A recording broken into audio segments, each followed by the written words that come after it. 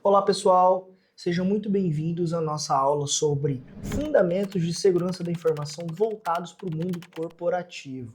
Bom, antes de falar de qualquer coisa sobre segurança da informação, a gente sempre bate nos fundamentos, que é os elementos de segurança digital, segurança da informação. A segurança da informação é o estado de bem-estar da informação e da infraestrutura em que a possibilidade de roubo, adulteração ou interrupção de informações e serviços é mantida baixa ou tolerável. Isso é extraído da literatura, beleza?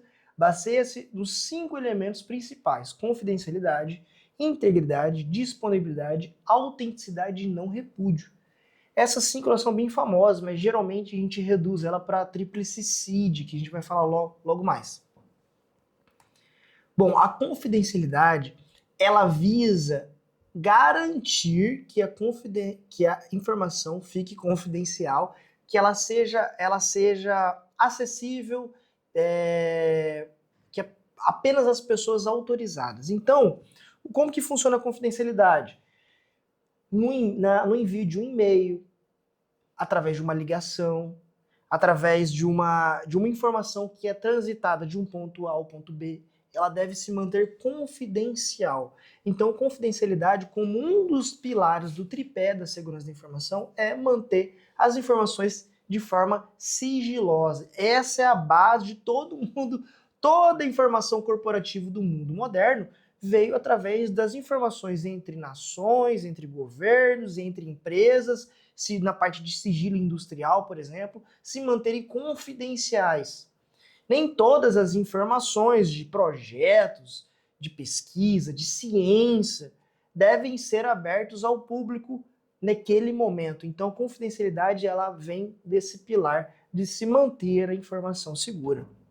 Já a integridade é a confidencialidade, a confiabilidade dos dados ou recursos na prevenção de alterações impróprias.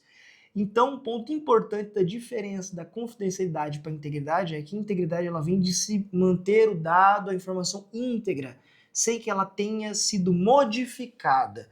Por exemplo, quando eu envio um e-mail para uma pessoa com dado sigiloso, eu quero que apenas ela saiba o que tem naquele e-mail, confidencialidade.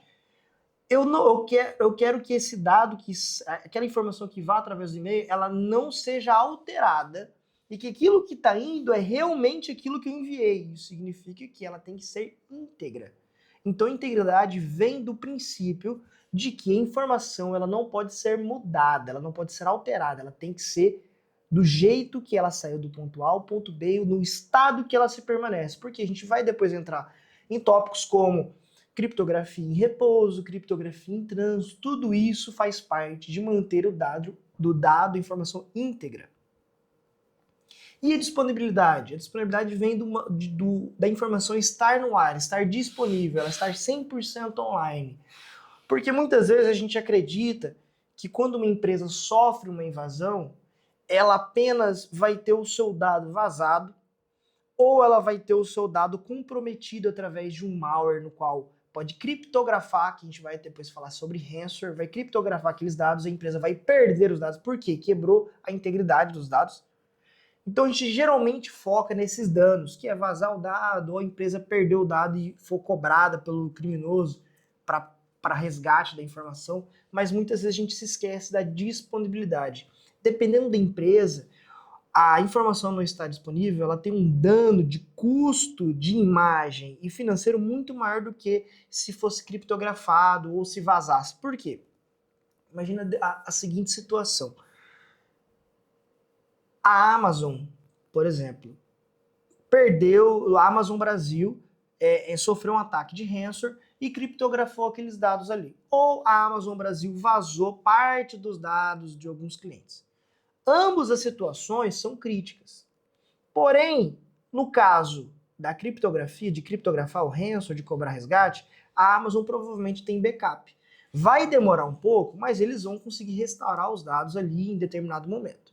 No caso da disponibilidade, e se a Amazon, estou criando um cenário para vocês entenderem, imagina que a Amazon sofreu um ataque de negação de serviço, que a gente fala de DOS, Denial of Service, que parou o site da Amazon no dia da Black Friday. Quanto de prejuízo que uma Amazon da vida não teria de parar as operações dela no momento de uma Black Friday.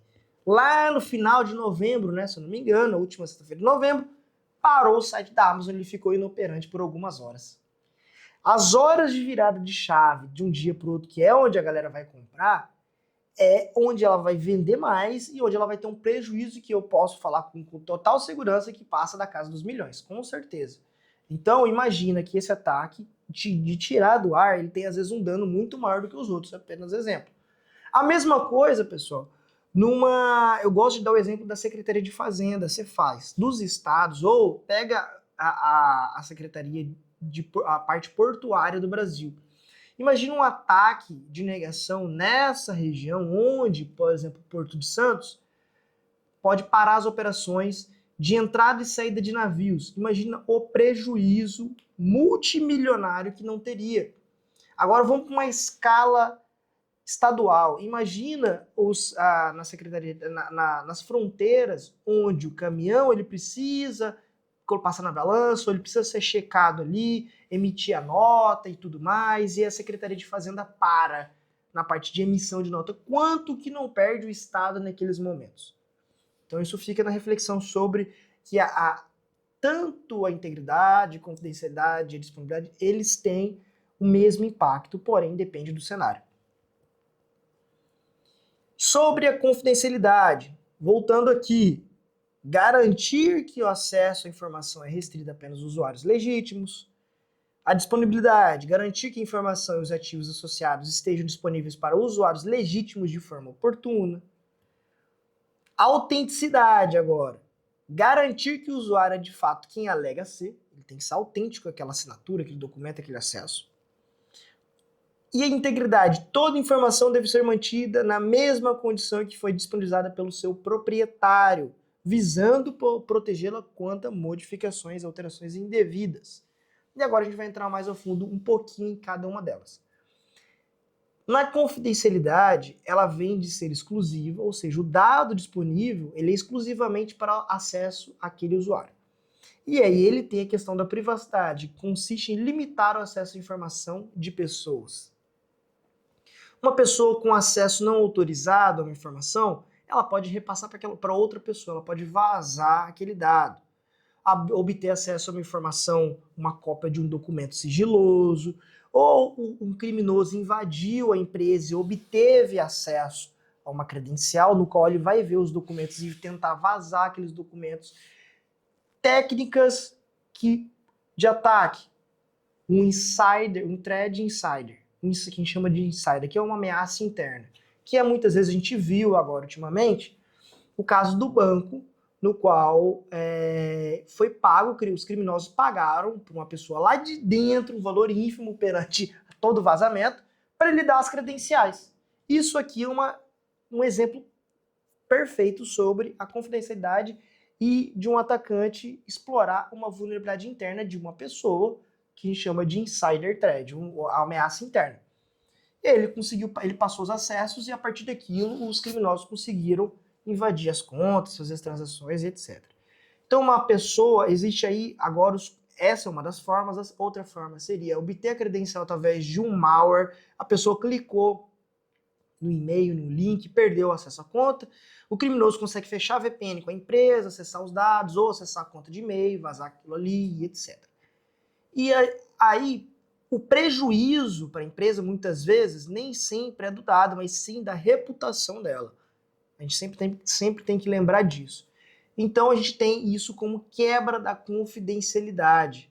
Pessoa não autorizada ter acesso àquilo que ela não poderia ter, na questão da privacidade do dado também. Integridade, a propriedade de exatidão da informação e a sua completude, ou seja, alguma das características os dados estão completos, eles estão inteiros. Garante a correção e corretude, garante que os dados são verdadeiros e exatos. E a precisão, a saída do dado pode ser reproduzidas de forma consistente. Então, o ataque, por exemplo, seria o atacante está dentro da rede, ou ele instalou alguma coisa no computador, ele intercepta as requisições e consegue fazer modificações. Formas de proteção, a gente pode ter um mecanismo chamado FIM, File Integrity Monitor, que a gente pode colocar em agentes de endpoint nas estações para garantir que aqueles artefatos que estão no computador não mexeram, permanecendo íntegros. Uma coisa que, por exemplo, o sistema operacional da Microsoft faz com grande... eles conseguem fazer isso com uma mais alto estado da arte, é você amarrar os arquivos com hash e com o certificado. Então, o hash também faz parte, mas o certificado, se vocês entrarem no Windows e lá no Windows, no C, System T2 e ver qualquer dado, ali qualquer arquivo daqueles legítimos da Microsoft, ele tem uma amarração do certificado em cada um deles. Isso garante integridade, ou seja, quando o Windows ligue, ele checa a integridade dos dados para ver se o Windows vai funcionar de forma que deveria. Então isso garante que aqueles arquivos realmente são aqueles arquivos. Então isso é uma das formas de manter a integridade do dado. Agora a autenticidade. A autenticidade ela vem de visar estabelecer a validade da transmissão da mensagem e do seu remetente. O objetivo é que o destinatário possa comprovar a origem e a autoria de um determinado documento, ou seja, esse documento é autêntico, por exemplo, porque eu fui num cartório e eu falei, eu sou o Felipe, com RG tal, CPF tal, tenho minha digital cadastrada, e eu assinei um documento perante aquela estrutura que garante que aquele documento seja autêntico. Então hoje um cartório ele faz isso, mas atualmente já está sendo substituído em alguns casos das assinaturas digitais. Então hoje você amarra, por exemplo, o seu nome lá no GovBR, que tem a sua digital cadastrada, tem a sua foto com a visão, tem a biometria, tem a reconhecimento de face, tem o seu celular cadastrado que está no seu nome, no seu CPF. Então tem várias amarrações de segurança que garantem que aquele documento que eu estou assinando é meu mesmo. E o não repúdio? O não repúdio é a propriedade que garante a impossibilidade de negar a autoria daquela assinatura, daquela transação e etc. Por exemplo, imagina que você fez uma transação para o Joãozinho no valor de 10 mil reais e de repente você fez um Pix para ele, etc. E de repente ou pagou cartão de crédito ou qualquer coisa. E aí você fala, não fui eu. Não fui eu que fiz o Pix. O que vai acontecer? O banco ele vai tentar buscar esse fundamento do não repúdio para provar que, ou tentar descobrir se o seu celular foi hackeado ou não. Se não foi você. Então, por isso, o que acontece? Vocês já devem ter visto que alguns bancos, agora, eles cobram a verificação facial, a parte facial, que é o liveness lá para provar a vida, que é você que está fazendo um Pix de 5 mil, de 10 mil reais. Valores mais altos os bancos estão cobrando. Por quê? Não tem como você negar que não foi você que fez o Pix. Vocês entenderam? Então, esse eu não repúdio. É provar que não tem como você negar que foi você que enviou aquele e-mail, que você que enviou aquele Pix. Ah, mas você pode imaginar que o bandido pode ter colocado uma arma na sua cabeça, etc. Mas aí foge das propriedades de segurança quanto a isso. Beleza? Isso pode acontecer. E a disponibilidade? É aquilo que eu já tinha falado, a prontidão dos sistemas de informação, a precisão do dispositivo estar sempre online, ele está sempre pronto para ser utilizado.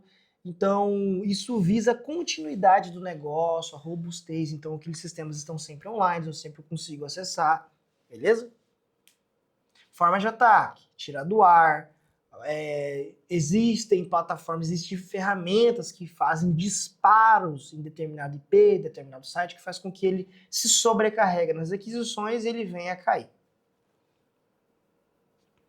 E agora, pessoal, a gente vai entrar um pouquinho mais na parte de autenticação e como vocês podem ver aqui na tela, a gente tem aqui na base da autenticação é sempre um login no site, por exemplo. O usuário insere o seu nome de usuário e senha para acessar sua conta.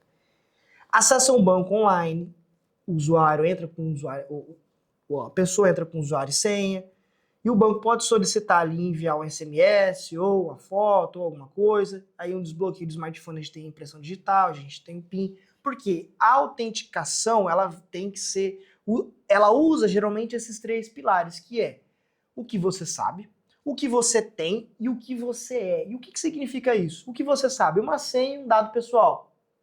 Vocês já devem ter percebido que quase todos os sistemas usam esse modelo de autenticação, que você sabe o que você tem e o que você é.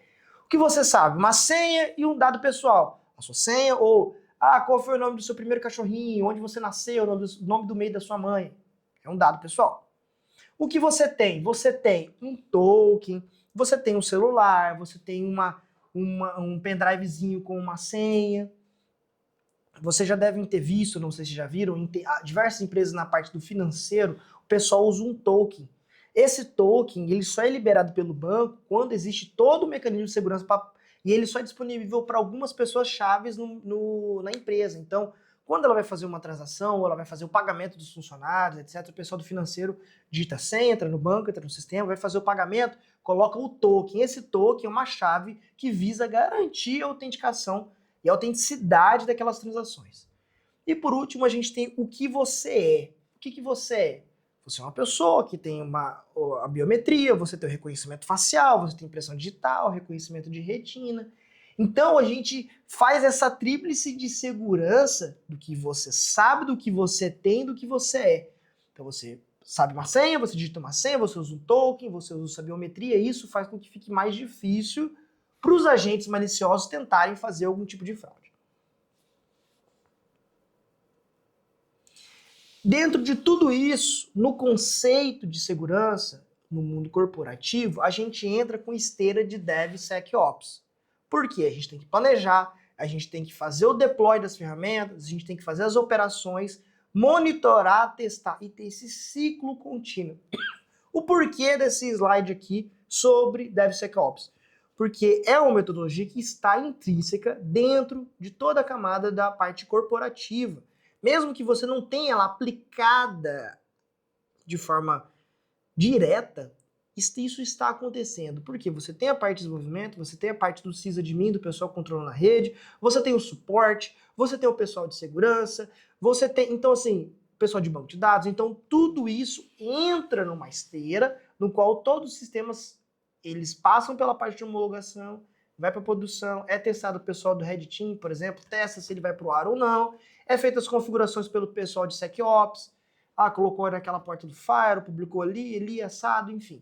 Então entra nessa esteira de DevSecOps. E agora, também seguindo os procedimentos e controles. A gente tem ali autenticação com a criptografia e prevenção de detecção de usuário. Então, lá na ponta, o usuário ele vai ter, quando ele loga no computador, chegou na empresa, ele loga no computador, ele tem uma autenticação da senha, ele fecha uma VPN com MFA no celular dele, que vai apitar o celular para que ele digite a senha, porque se ele perder a senha, pelo menos o atacante não consegue entrar fechar a VPN e entrar na conta, porque tem um segundo fator de autenticação, que é o celular, certo? Aí a gente tem a parte de criptografia em repouso, o disco do computador da empresa está criptografado. Se alguém roubar, não tem essa informação, ou pelo menos com grande dificuldade, né? Aí a gente tem a parte de prevenção de detecção de intrusão, com os EDRs da vida, que nada mais é do que um antivírus moderno. E a gente tem a parte de DLP, que é muito importante quanto à questão da confidencialidade, que eu já tinha falado. O DLP, o Data Loss Prevention, vem de ele bloqueia ações do usuário vazar ali de dentro da empresa, que seria a segunda parte de prevenção de vazamento de informação. Aí tem a realização periódica de teste, do pentest. Isso entra na questão do DevSecOps que eu tinha mencionado, porque toda empresa tem que fazer pentest pelo menos 1 a 2 vezes por ano. Os sistemas mudam, as plataformas mudam, existem atualizações e as vulnerabilidades aparecem diariamente. Então precisa ser feito, colocado na esteira, pentest, pelo menos 1 vez por ano ou 2 vezes por ano, seria 1 vez por semestre. Proteção contra o software malicioso, que é um bom antivírus instalado nos servidores, nas estações. Mecanismos de rastreabilidade, ou seja, eu tenho que monitorar, eu tenho que ter rastreável o que está passando ali. Controle de acesso e segmentação, o famoso RBAC, né? Role Based Access Control, que é segmentar os acessos granulares para cada pessoa. Então a pessoa ela tem que ter acesso mínimo, aí entra o menor privilégio, Zero Trust, todo esse ecossistema de proteção que a gente tem. Manutenção e backup. Isso aí é de praxe o feijão com arroz. E agora a gente vai falar um pouquinho sobre o Cyber Kill Chain. Vou colocar esse link também. O Cyber Kill Chain, pessoal, ele entra nessa parte de fundamentos, porque você entender a cadeia de ataque de um criminoso faça com que você identifique e corte o mal pela raiz, digamos assim. Então você identifique em qual passo está o ataque. Aqui a gente consegue ver nesse slide que os passos é basicamente esses que estão descritos. O atacante, ele sempre, em grande parte dos ataques, 99%, seguem essa metodologia. Porque isso aqui foi estudado, o modus operandi de que é feito um ataque. Então, por exemplo, o reconhecimento. Reconhecimento, vamos colocar no mundo real, seria como, por exemplo, um bandido que quer roubar a sua casa. O bandido vai roubar a sua casa, o que ele vai fazer? Ele não vai chegar de cara e vai entrar lá dentro, vai pular o muro, etc. O que ele vai fazer? Ele vai passar na rua da sua casa. Ele vai olhar se você tem câmera, se tem muito vizinho na porta. Aí ele vai dar a volta no quarteirão, ver se o muro de trás está baixo ou alto, se tem um vizinho, se é um terreno baldio, se o muro está baixo, ele consegue subir de um telhado no outro. Entendeu? Então, assim, isso eu tô falando de um bandido que ele tá planejando. A mesma coisa que imagina que ele tá planejando entrar numa empresa. A mesma coisa, ele vai ver câmera, ele vai ver se o muro tá baixo, tem cerca elétrica. Ele vai estudar mais ou menos ali os horários. Nós estamos falando da oportunidade do cara entrar direto na casa. Estamos falando disso. A mesma coisa faz um atacante. Ele primeiro faz esse reconhecimento externo da empresa, olhando as portas expostas, ele vai olhar os sistemas que estão sendo utilizados, ele vai procurar vaga de emprego para ver porque geralmente as vagas de emprego têm o que a empresa está cobrando, qual o tipo de antivírus que usa. Vocês entenderam? Então até nisso o atacante pensa. E a partir disso ele vai se preparar, que seria essa a forma de se armar, o weaponization, que é ele criar as ferramentas próprias para fazer aquele tipo de ataque. Ele vai se preparar. E aí a forma de delivery seria como que ele vai entregar, como que ele vai fazer o ataque em si. Ele vai até a empresa, ou ele vai mandar o e-mail, ou ele vai colocar num pendrive e passar para alguém, ou ele vai mandar no WhatsApp e pegar aquela conta daquela pessoa, e do WhatsApp ele vai pular para um outro e vai pular para um outro. Esse é o modus operandi. Depois que ele fez isso, ele vai explorar alguma vulnerabilidade ali. Se ele conseguiu explorar uma vulnerabilidade humana, ele entra no notebook, no computador da empresa, e aí ele está ali dentro. E os estudos dizem que o atacante dentro de uma empresa pode ficar até 6 meses sem ser detectado. Porque hoje a gente sabe que nem todas as empresas têm as melhores ferramentas de segurança. Tem uma equipe para olhar, que é o SOC, né, Security Operations Center, para ficar olhando ali, detecção e tudo mais. Não tem as ferramentas necessárias. Então entra aí a parte do SOC, pessoal. Você precisa saber o que está acontecendo na empresa. Precisa alertar um movimento estranho, alguém clicando em alguma coisa, um arquivo pulando de um horário diferente de um servidor, alguém acessando o servidor num horário de madrugada, numa sexta-feira, num sábado, aquele cara não era para estar logando ali, vocês entenderam? Tudo isso dá para ser detectado e cortar o mal pela raiz. E por último, depois que ele entrou ali, ele vai instalar, ele vai tentar pular para o servidor e tentar pegar as informações que ele quer, e aí ele vai fazer o que a gente chama de C&C, que é o comando de controle. Ele vai controlar de fora de onde ele está, num outro ambiente, a empresa. Para vazar, para corromper, para vender, enfim. Beleza? Então por hoje é só, pessoal. Vejo vocês na aula 2 sobre ameaças. Abraço.